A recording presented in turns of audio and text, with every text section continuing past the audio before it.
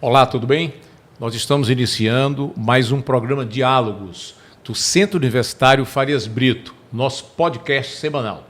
E hoje nós trouxemos aqui uma pessoa muito especial, Alfredo Pessoa. Ele é professor da Economia da Universidade Federal do Ceará, atualmente é o presidente do IPES, Instituto de Pesquisas e Estudos do Estado do Ceará. É um órgão estratégico, é um órgão de inteligência, é um órgão de indicadores de pesquisa e que tem contribuído muito para o desenvolvimento econômico, social do Estado do Ceará. Alfredo, prazer ter você aqui conosco. Eu queria começar com a seguinte questão. O Brasil tem 27 unidades federativas, né? O Ceará, salvo engano, hoje, em termos de PIB, né, Produto Interno Bruto, a soma aí de tudo que é produzido, comercializado, serviço, me parece que está em 13º, né, em torno disso, dentre as 27 unidades. Então, um estado pobre, se não considerar até mesmo a Bahia, no Nordeste, que é um estado mais rico. Estamos aí muito próximo de Pernambuco, né, mas há décadas que o Ceará tem mais ou menos 4% da população do Brasil e 2% do PIB. Então, muitos governantes sempre falam que o ideal seria que a gente chegasse também a ter 4% do PIB. Mas isso não tem acontecido. E, no entanto, o Ceará tem crescido economicamente, muitas vezes até mais do que a média do Nordeste e a média do Brasil, como aconteceu recentemente, inclusive. Por quê? Por que o Ceará não sai desses 2% do PIB brasileiro, né? E por que a gente não cresce mais economicamente ainda do que nós temos conseguido nas últimas décadas? Então, é um prazer estar aqui no seu programa, agradecer a organização Farias Brito por estar aqui. E essa é uma questão que sempre ela é recorrente, né? Sempre coloca, olha, nós temos 4% de população e 2% de PIB. Esse processo é um processo que vem de longas datas, de décadas, né? E, apesar do estado do Ceará estar melhor do que há 20 anos atrás, está melhor do que há 40 anos atrás, né? A gente, como você colocou, nosso estado é pobre, é mal inserido dentro dessa hierarquia, né, nacional. A hierarquia nacional ela se concentra mais nos estados do Sudeste, sempre foi assim. Sim. Você tem uma ideia, Bruno, o São Paulo já teve 70% do PIB brasileiro, né? Hoje tem 30%, né? Em torno de 30%. Então, quer dizer... Está havendo uma desconcentração. Já houve uma desconcentração. São muitos estados, né? Como o percentual é fixo, 100%, para você crescer, alguém tem que decrescer, né? Algum outro estado tem que decrescer, né? Na realidade, eu não me preocuparia com essa estratégia dos 4%. Preocuparia em ter um crescimento permanente, trabalhando nas políticas educacionais. O Ceará tem se destacado em relação às políticas educacionais. Outras políticas também importantes na área de TI, né? O Cinturão Digital é uma referência para o Brasil hoje, né? E trabalhando essas políticas também de combate à pobreza. Eu sempre digo para os alunos, assim, eu sou professor de Economia do Ceará, aliás, nós fundamos o curso, né? Eu e mais um outro professor, mestre da Economia, o Assuero Ferreira, né? Você deve conhecer. Sim, conheço. E a gente fundou o curso lá, e era um curso optativo, mas com pouco tempo ele foi muito requisitado. Os 2 cursos mais requisitados lá, optativos, são Economia do Ceará e Inflação. E nesse curso eu digo para os alunos sempre, o Ceará tem 2 problemas grandes, históricos, e sempre tem que estar ali vigiando. Um é a questão hídrica, né? Apesar da gente ter uma excelência também na parte gestão de recursos de gestão e de universidade, né? E a outra é a questão da pobreza, da extrema pobreza, né? Que ainda é muito elevada no Nordeste e é muito elevada no estado do Ceará também. Então, esse olhar tem que ser permanente, né? As políticas têm que ser permanentes e, ao longo dos anos, as melhoras, né? Agora, o processo de crescimento ele depende do processo nacional, né? E o Ceará vai junto. Ora, o Estado cresce mais, em taxas de crescimento, mais do que o Brasil, mais do que outros estados, ora, cresce menos. No momento, nós estamos crescendo mais, né? Tem até agora saiu o dado do IBC, que não é o PIB ainda, né? Que é o indicador do Banco Central. O Ceará teria sido o 3º ou 4º melhor PIB do trimestre de janeiro, no país, fevereiro, né? e abril. O terceiro no que país. Mais cresceu no país nesse primeiro trimestre deste ano, e né? crescendo mais do que o crescimento brasileiro, que foi 1,4 no primeiro Muito bem, Alfredo, trimestre. eu vou pegar um pouco do que você colocou. O Ceará, ele cresceu economicamente com o boi e com o algodão, né? Isso aí até o século XIX foi assim, né? O Ceará, grande produtor de algodão, a pecuária era uma atividade complementar, né? E praticamente o Ceará só vai começar a se industrializar aí no século XX, né? Final do século XIX, primeiras indústrias têxteis, né? Mas ainda uma indústria muito pequena, muito incipiente. Nos anos 60, nós tivemos o governo Vigílio Távora, ele cria o Distrito Industrial de Maracanaú, que a partir dos anos 70 vai se destacar, e muitas indústrias irão para lá, com incentivos fiscais, não é? Depois, muitos polos industriais também em torno da área metropolitana. Hoje nós temos ali Pacajus, Horizonte, Pacatuba, Caucaia, né? Há outros polos que foram se formando, sobretudo na área metropolitana. Mas, de qualquer maneira, o crescimento industrial, né? E aí depois vem o Porto do Pecém, hoje a Zona Especial de Exportação, é muito na área metropolitana. O que é que vocês, do governo do Estado do Ceará, você enquanto IPES, o que é que vocês têm tratado, têm debatido, têm proposto para desconcentrar a indústria aqui da área metropolitana? Então, essa é uma discussão também muito recorrente. E a gente analisando aí os outros estados, por exemplo, você pega a locomotiva industrial brasileira, que é São Paulo, né? São Paulo tem o quê? 600 e alguma coisa municípios, né? Sim. Lá, mais ou menos, em torno de entre 40 e 60 municípios, concentra 80% do PIB. Okay. Mesmo São Paulo tendo partido na frente nessa história da desconcentração. É uma coisa mais difícil, porque quando você faz a desconcentração, você precisa levar toda a logística para lá, né? Aí a logística inclui boas estradas, aeroportos, internet, energia, né? Estrada de ferro, né? Estrada de ferro, recursos hídricos, quer dizer, tudo isso tem que ir junto, né? Tá. Agora, isso não quer dizer que cada região de planejamento, no caso do estado de Ceará são 14, né? Que cada uma não tenha seu PIB, não tenha suas características. Por exemplo, a Ibiapaba é mais forte, é muito forte na agricultura, né? Sim. E outras são mais fortes em outras áreas, né? Então, você tem... Agora, com o Ceará Um Só, que é um projeto que o governo do estado está levando para os municípios, né? Eu tenho participado, foram 4, eu participei dos 4. Essa semana tem mais 2, né? Perfeito. E a gente está indo aos municípios, num município referencial da região de planejamento. E, quando a gente vai, a gente apresenta a economia do município, né? Estamos fazendo esses trabalhos, já estão sendo publicados pelo site do IPES, e ao final, vai ser 19 de novembro, o último Ceará Um Só, vai ser em Fortaleza. Perfeito. E ao final a gente publica os 14 trabalhos, aí nesses 14 trabalhos tem um raio-x da economia na região de planejamento, pegando a quantidade de municípios que cada região pega. Alguns pegam 6, outras pegam 10, outros pegam 15, dependendo da região de planejamento. São 14. Então, ali já tem um diagnóstico para balizar as políticas públicas para o futuro. Agora, a gente entende que é uma coisa que tem que levar toda a estrutura logística para o interior, mas a gente entende que tem muita região no Ceará desenvolvida, né? A própria Ibiapaba, como já citei, a região do Porto, né, que está na região metropolitana, e a região do Cariri também. Sobral, né? A região de Sobral também Sobral, vem aumentando muito a industrialização, não é isso? Vale médio, alto e baixo, Jaguaribe também, né, com a fruticultura. Quer dizer, tem essa, que também é onde a população mais se concentra, né? Qual é o problema maior ou a dificuldade maior? É o semiárido, é a parte mais, você olha no mapa, a parte mais para a esquerda, ela é mais... Uma agricultura muito subsistência ainda, não é?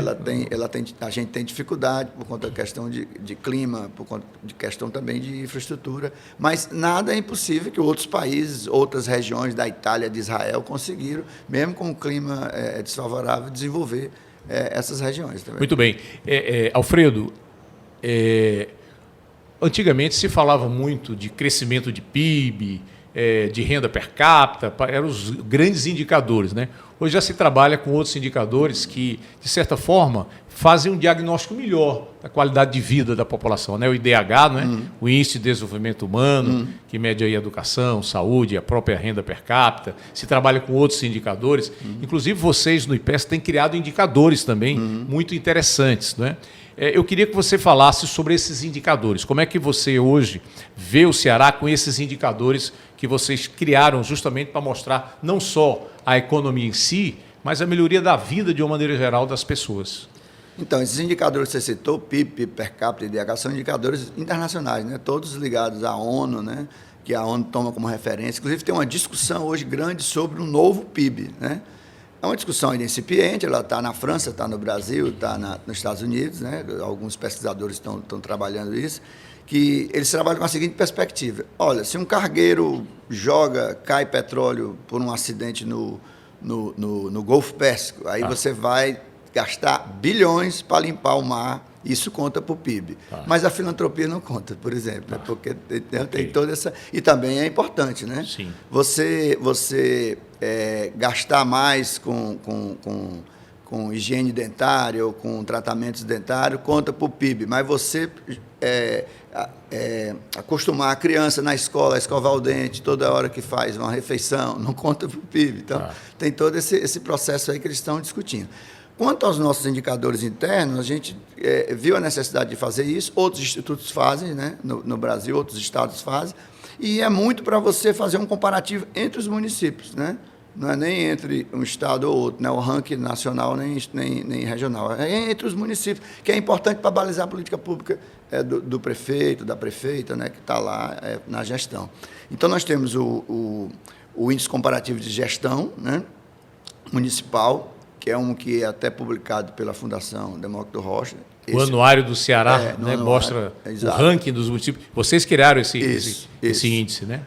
Foi uma necessidade, a gente criou. É importante porque... Ele trata de quê? Quais são os indicadores? Ele pega indicador de sociais, né? Pega indicadores econômicos e pega indicador de planejamento, tributação e de transparência. Perfeito. Pega esses indicadores aí. Agora, o peso da transparência e da tributação e da forma como os municípios tratam o orçamento, ele é maior. Por isso que o nome é gestão, né? É indicador comparativo de gestão municipal. Né? Você pega mais ali. Quem está gerindo melhor o município do ponto de vista dos recursos. É mais ou menos esse o objetivo do indicador. E tem um ranqueamento, a gente dividiu por população, não é todo município. Municípios até 20 mil habitantes, exato. Entre 20 e 50 mil. Para não tratar igual município pequeno e município da região metropolitana, né? Para tratar acima de 100 mil. Acima de 100, é uma nova classificação. Isso. É de 100, entre 50 e 100, até 50 e até 20. Né? A gente pega essas classificações. Aí, às vezes, o prefeito vem, olha, muito bom, meu município ficou bem localizado nos municípios até 20. Né? E o de 20 a 50 são outros, 50 a 100 são outros, acima de 100 são outros. Então, é importante. E nem sempre Fortaleza está em primeiro nesses indicadores. Né? Tem um outro indicador também, que é o IDM, Indicador de Desenvolvimento Municipal. Esse pega 4 ambientes. Esse pega o econômico, o social, pega o ambiental, né? Que é importante. Perfeito. Que pega o ambiental, e pega um também de gestão. Ele é próximo do ICGM, mas ele tem uma visão mais social.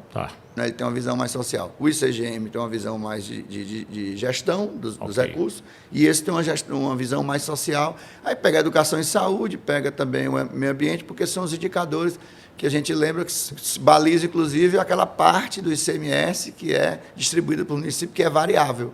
Então, o município que tem um melhor indicador de meio ambiente, melhor indicador de saúde e de educação, isso acontece há uns 20 anos no estado do Ceará já, que foi o cálculo que foi feito do ICMS, dessa parte variável. Recebe mais recursos. Isso incentiva o município a aportar mais recursos, a cuidar mais do meio ambiente, a cuidar mais da educação, a cuidar mais da saúde, porque ele entende que vai receber mais recursos da cota parte do ICMS. Aquela que é variável, não é a parte fixa, é a parte variável.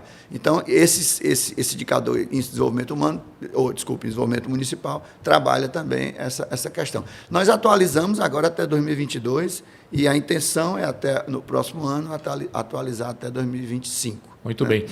Alfredo, o Ceará tem sido destaque hoje no Brasil na melhoria da educação básica, não é?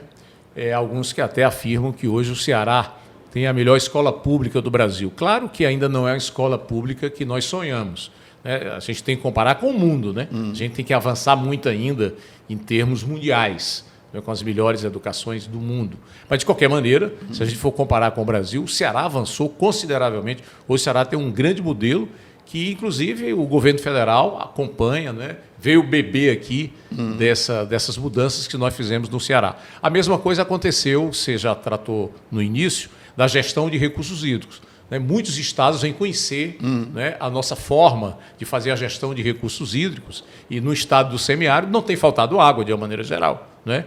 Nós temos trabalhado bem isso, apesar de um ou outro local a gente ainda ter problema de falta d'água.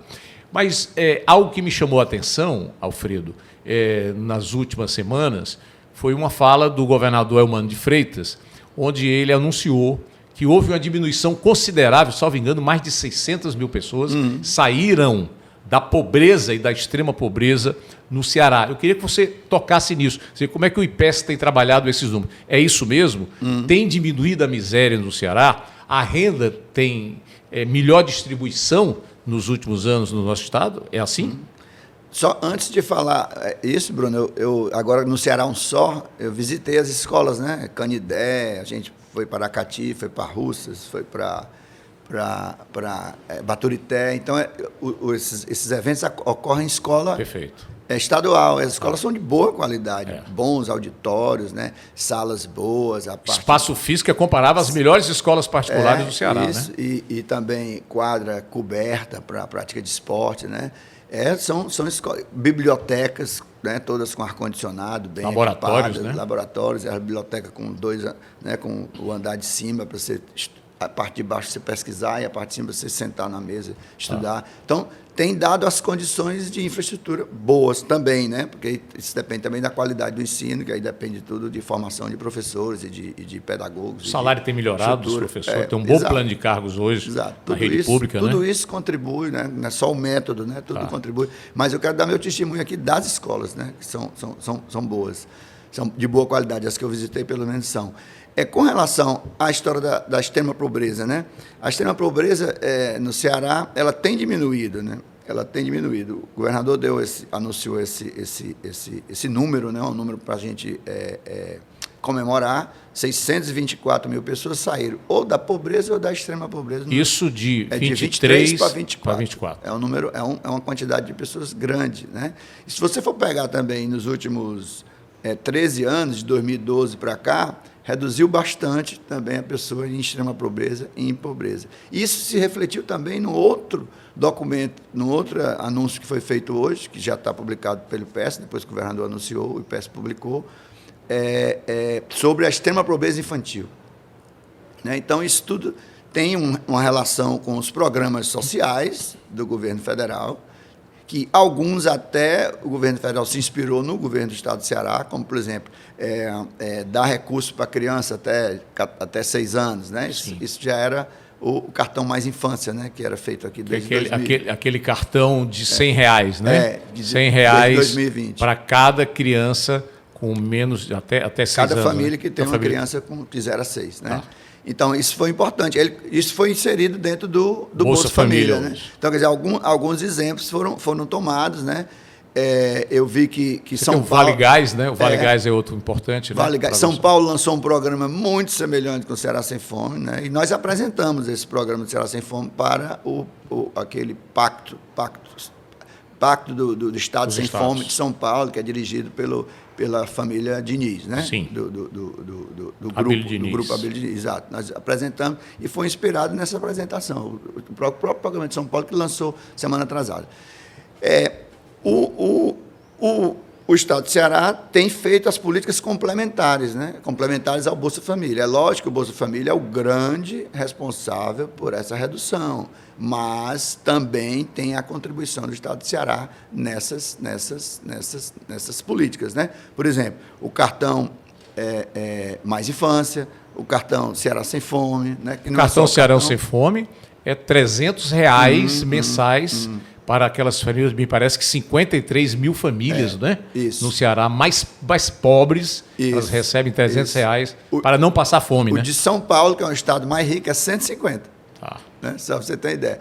Na realidade, o Ceará Sem Fome, ele tem, que é uma política complementar importante, além do Mais Infância. O Vale Gás também é uma política importante, né? Tem o Vale Gás federal e tem o estadual, né? Então, tem programa de leite, tem uma série de programas que distribui recursos visando a população mais pobre. Mas falando um pouco do Ceará Sem Fome. O Ceará Sem Fome, ele foi concebido ainda na transição, né? Do governo Camilo para o governo Eumano. Foi uma discussão de campanha que foi para a transição, que veio para a realidade. Tá. Foi votado pela Assembleia rapidamente, em fevereiro, por unanimidade. Ele começou a funcionar em maio com o cartão. Fevereiro de 2023, né? Foi em maio, o cartão já estava sendo distribuído. Todas essas famílias foram pegas pelo cadastro do Bolsa Família, com renda baixa, preferência liderada por mulheres e com criança de 0 a 14. Tem uns critérios, né? Com criança de 0 a 14. Quer dizer, avançou um pouco, né? Até a adolescência, né? Então, aí você distribui o cartão em torno de 50 mil famílias, né? Porque varia um pouco, às vezes pessoas saem ou entram. Hoje, a renda per capita é R$218, né? O corte é esse. O corte é esse. A renda per capita, ou seja, se você tem 4 pessoas na família e a renda por pessoa for menor do que 218, ela tem direito tiver ao cartão. Criança de 0 a 14, tiver em dia com Bolsa Família, com os criança matriculada, com a presença, com os cadastros atualizados. Vacina, exato, né? E também for mulher, chefe de família também é importante, né? Para poder entrar no programa. Então, o programa tem essa perna do cartão. Depois, no segundo semestre de 2023, o programa entrou com a perna que foi as cozinhas solidárias. Esse foi mais trabalhoso, porque teve que reunir todas as cozinhas que já estavam aí funcionando desde a pandemia. Sim. Né? Algumas já funcionaram, outras foram criadas. Começaram a funcionar, mas elas já estavam em funcionamento, já tinha esse movimento solidário. E o que o governo fez? Ele subsidiou as cozinhas. Mas o mais importante não foi isso. O trabalho da primeira-dama, do governador, de trabalhar na sociedade isso, com o Poder Judiciário, com a Assembleia, com as câmaras municipais. Né? Trabalhou com os empresários, trabalhou com a sociedade. Né? Inclusive, chegou a atrair um grande grupo empresarial de São Paulo que também trabalhava com o Pacto da Fome, né? Lá, que foi o Grupo Abílio, né? Da Abílio Diniz.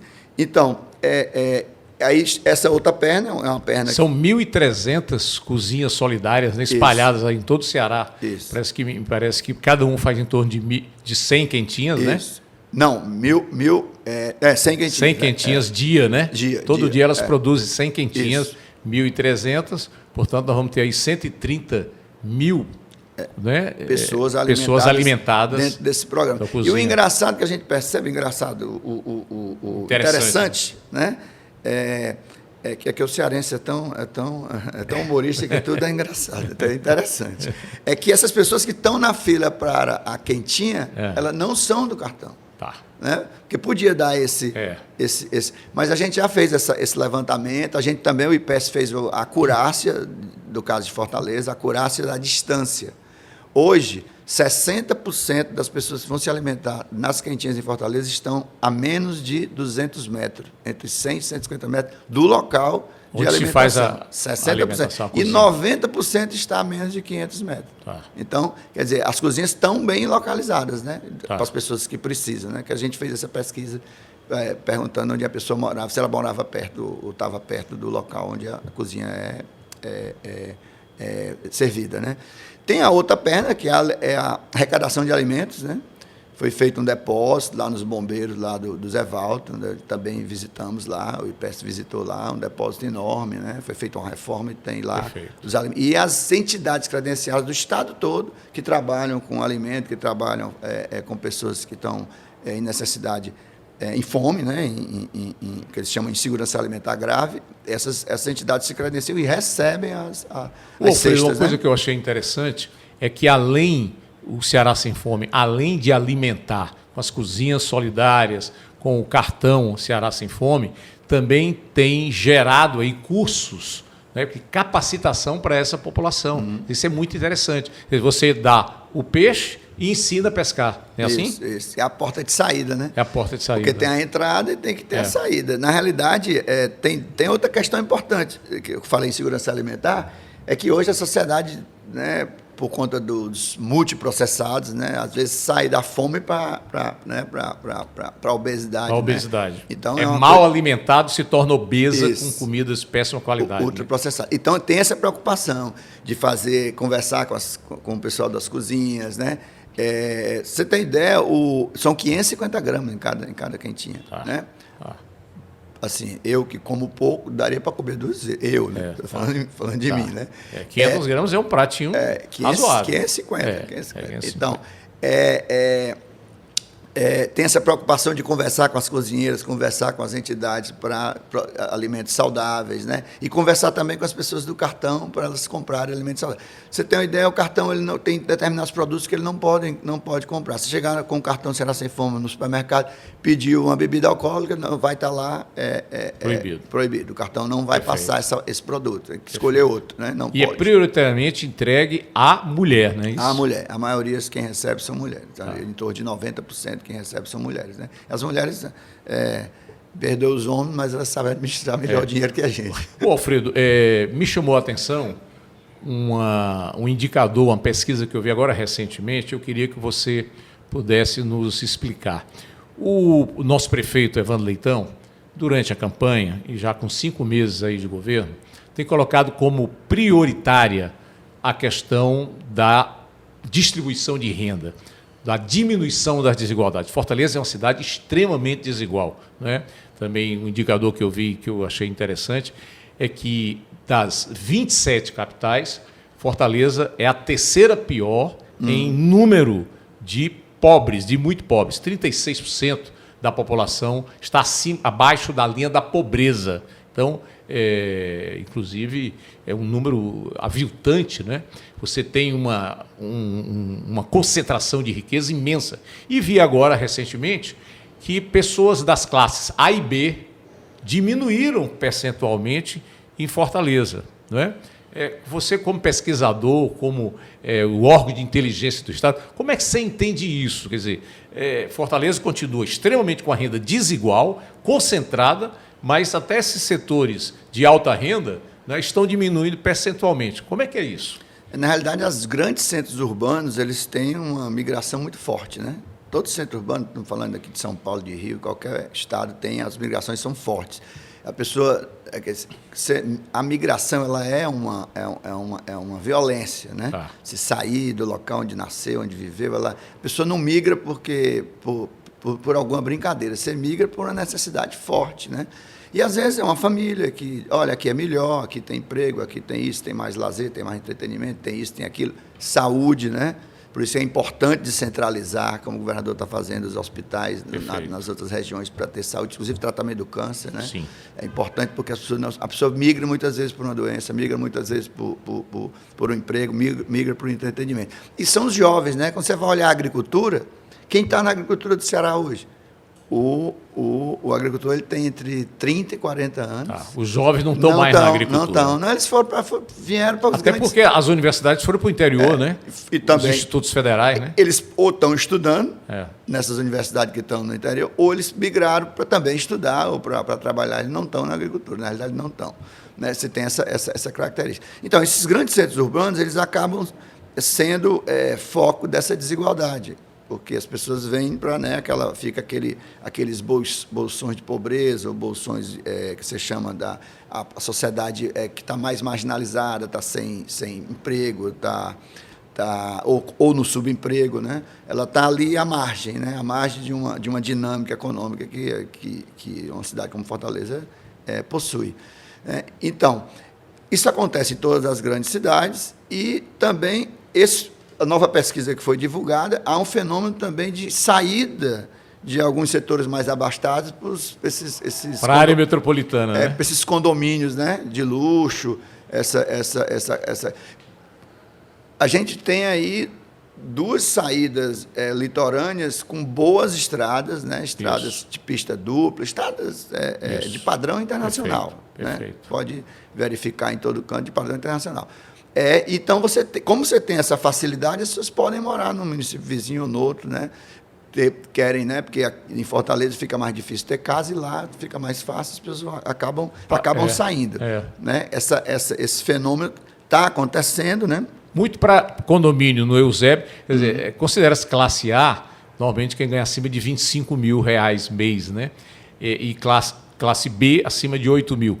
Boa parte dessa população de classe média alta, né, está indo viver no Eusébio, dos condomínios, e a renda Porto das Dunas, né? E a renda per capita do Eusébio aumentando. Por exemplo, renda per capita maior do que Fortaleza, né? Isso, maior justamente por isso, porque é uma população de classe média, média alta, que, como você disse, quer morar em casa, mas em Fortaleza ninguém consegue mais construir casa, muito difícil, não há tanto terreno, né? Então vai para o Eusébio, ou durante a pandemia se viu muito isso, gente que tinha a segunda casa, que é a casa de praia, Porto das Dunas, né, ou mesmo lá no Cumbuco, gente que está indo morar lá, né, gente de mais alta renda, e isso tem diminuído, né, habitantes das classes A e B em Fortaleza. Né? O trabalho remoto ele aumentou. Pronto, e as pessoas podem até dizer, eu trabalho 3 dias remoto, eu posso ficar em um canto ou no outro, né, tendo uma boa internet, né, e aí a gente tem essa facilidade dos cabos submarinos passarem aqui por Fortaleza, né, os grandes cabos das grandes redes mundiais, né? Então a gente tem tudo para ter uma internet boa, e temos, né? E hoje no Ceará, para o cinturão digital, faltam apenas entre 40 e 45 municípios para todos os municípios terem o cinturão digital chegando pelo menos na sede, né? Depois você faz as outras ligações, né? Perfeito. Quando você tem uma fábrica que está a 1,5 km de distância, que ela vai querer internet, vai ligando até lá. Já fica mais fácil para ligar outras escolas, postos. Geralmente, escola, posto em município pequeno fica próximo da sede, né? Então, é importante isso. E, agora, a gente tem que trabalhar essa questão do novo mundo do trabalho, né? Porque você pega Fortaleza, 50% é informal, né? Emprego informal. Quer dizer, a informalidade é ruim porque você não está contribuindo, não tem previdência, etc. Mas a gente tem que pensar no nosso novo mundo do trabalho, quais são as novas carreiras, novas profissões para o futuro e saber mesmo como é essa história do mundo do trabalho, se a gente não pode já começar a contar a informalidade. Porque a informalidade, o risco da informalidade é o subsalário, né? Então, o salário mínimo, o cara paga até menos, né? E o risco da informalidade também é a questão da previdência. Quer dizer, as pessoas precisam ser, que estão na informalidade, precisam ser estimuladas a contribuir com a previdência, né? Elas podem contribuir, inclusive, mas na informalidade você não garante isso, na formalidade é que garante. Claro que isso depende de mais investimento, de mais emprego, de mais crescimento econômico, né, que vem junto com o nacional e vem o estadual, vai junto.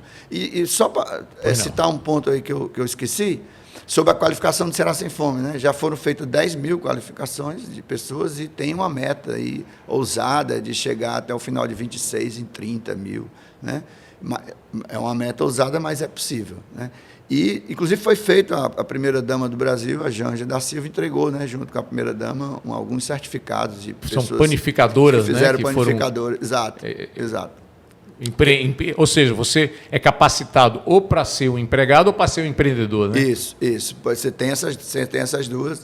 Nem todo mundo pode ser empreendedor, né? Porque às vezes precisa de um capital de giro para poder fazer. Né? Tem o Ceará Crédito, que eu acho um programa muito interessante do governo do Estado, emprestar dinheiro, pequenos empréstimos para pequenos negócios, né? E está crescendo muito, né? O Ceará Crédito, que é um governo... Isso é muito importante, porque crédito as pessoas não têm aquele crédito inicial para conseguir. E aí, com aquele crédito inicial, você passa ali 1 ano, no máximo 2 anos, aí você já tem condições de ir com as próprias pernas, né? O BNB tem também, né? O Crédito Amigo, muito baseado, é uma linha lá o microcrédito vem lá da Bangladesh. Isso. Alfredo, aqui eu quero te fazer aqui uma última pergunta. O Ceará tem distribuído melhor a renda. O Ceará, como você acabou de citar, diminuiu a extrema pobreza e a pobreza em 624 mil pessoas. É muita coisa em 2 anos. O Ceará tem crescido economicamente acima da média nacional, muito bom. O IPES, esse órgão de inteligência que você dirige e tem ajudado muito o governo estadual. Agora, eu te pergunto, o prefeito Evandro Leitão, ele também precisa ir nesse mesmo rumo, né? Crescer economicamente a renda do município, empregos e melhorar a qualidade de vida. E me parece que Fortaleza não avançou nos últimos anos nessa questão da distribuição de renda. A renda ainda é muito concentrada. Assim, qual é o grande desafio? O que é que o prefeito Evandro Leitão, essa é a última pergunta que eu te faço, o que é que ele tem que fazer para que caminhe nesse mesmo rumo que caminhou o Ceará nos últimos anos, não só no governo Eumano, mas nos últimos anos que ele foi dado uma sequência de vários governos trabalhando na educação, trabalhando na assistência social, trabalhando no incentivo à criação de empresas. O que nós temos que fazer em Fortaleza? Então, diferentemente do governador Eumano, o prefeito Evandro, ele ele não tem um governo de continuidade, né? Ele pegou ele está com um governo de construção, né? É o que a gente tem visto na imprensa, né? A prefeitura com muitas dívidas, com muitos problemas na saúde, com muitos problemas e ainda em políticas sociais, né? A gente tem visto, a gente já tinha detectado isso anteriormente, problema na assistência social, problema de iluminação pública, né? Então, ele tem que reconstruir algumas coisas que tinham sido ganhos para a cidade e foram perdidas, desmontadas, desarmadas. A palavra é mais ou menos essa, né? Depois que ele avançar nesse patamar, que é importante a gente compreender, dar o voto de confiança, porque ele tem esse estágio para cumprir, né? Que é um estágio ainda de reconstrução, de reorganização, né? Então, passado desse patamar, aí ele tem muita política importante para fazer. Tem um exemplo de algumas gestões passadas, né? A gente participou da gestão da prefeita Luiziane, tem contribuições, tem coisas de lá que foram perdidas, que podem ser retomadas, né? Tem coisa do governo do Estado que pode trabalhar em parceria, né? Em parceria. Mas o importante é assim, os nossos governantes eles são muito danados no sentido de ir sempre a Brasília, né, de estar sempre antenado nos financiamentos dos ministérios. Isso é importante porque é renda extra, né? Renda Sim. extra além do orçamento normal. E quando você está em dificuldade, a renda extra sempre é muito bem-vinda, né? A renda extra, aquele financiamento que foi conseguido através se credenciou através de projetos e tal, isso é muito importante nesse momento. Então, a gente tem que ter paciência, né? Muito trabalho e recuperar algumas coisas importantes que foram perdidas e também criar sua marca também, né? Dizer, olha, Fortaleza agora é nesse rumo, Fortaleza agora tem essa característica. Isso é muito importante para a gente poder avançar. Muito bem. Estivemos até agora com Alfredo Pessoa, presidente do IPES, o Instituto de Pesquisa e Estudos do Estado do Ceará, que é vinculada à Secretaria de Planejamento. Você falou do Ceará Um Só, né, que é esse grande programa que está acontecendo hoje no Ceará, liderado pelo secretário de Planejamento, Alexandre Cialdini, né, e que vocês, o IPES, também têm dado uma grande contribuição. Então, muito obrigado, Alfredo, aqui pela tua participação. Acho que enriqueceu muito aqui, com muitas informações, o nosso podcast. E eu quero também agradecer principalmente a sua audiência, a sua participação. E na próxima semana, o Centro Universitário Farias Brito voltará com mais um podcast Diálogos. Boa semana para todos vocês.